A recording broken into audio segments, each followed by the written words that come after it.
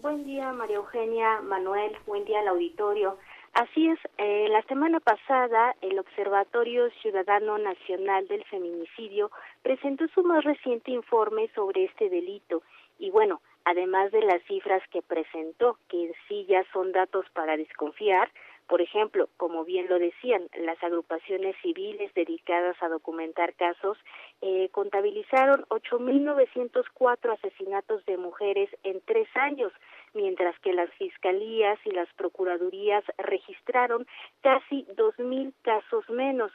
Bueno, además de las inconsistencias o diferencias entre los datos de la sociedad civil y de las instituciones,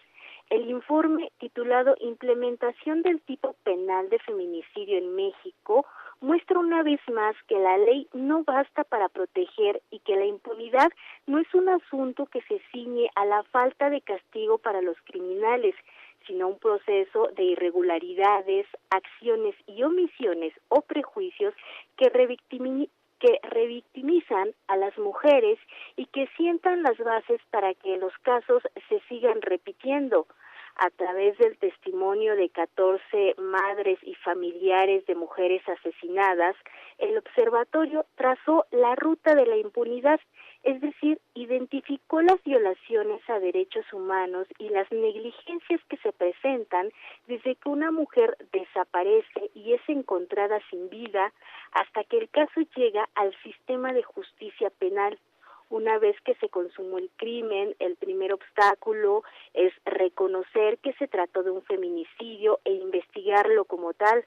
Después se revictimiza a la víctima, así como se hacía en la década de los años 90, cuando comenzó a salir a la luz el feminicidio en Ciudad Juárez. Bueno, además de esto, las autoridades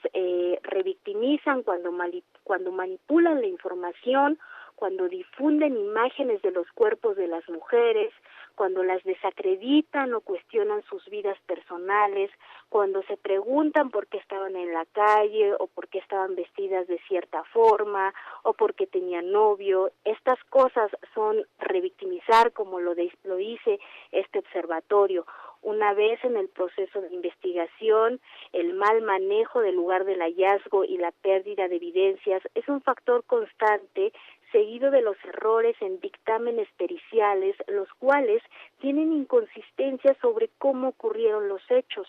En los casos que son judicializados, el observatorio encontró que las sentencias no son por feminicidio, sino por homicidios, pero además no tienen perspectiva de género. Aunado a esto, en experiencia de esta organización civil, no se garantizan los derechos de los familiares de las víctimas para coadyuvar en las investigaciones. No se les proporciona asesores jurídicos que les brinden atención adecuada y el derecho a la reparación integral es inexistente. En síntesis, esta es la ruta de la impunidad que permite que el feminicidio de mujeres como Leslie Berlín o Karen Goche en la Ciudad de México o Mariana Lima y Nadia Muciño, en el Estado de México sigan impunes y peor aún, que los patrones de estos casos continúen. A pesar de que la tipificación del feminicidio, como mencionaban en un principio, en los estados comenzó en 2010 y se concretó en el Código Penal Federal en 2012, la ley, que debería crear una atmósfera de seguridad, no basta para garantizar una vida libre de violencia. Por eso, en este contexto electoral, el observatorio nos recuerda que hace falta una agenda de justicia para las mujeres. Este es uno de los pendientes que debería de estar a debate en los próximos días y que al parecer hasta ahora no hemos escuchado. Hasta aquí mi comentario.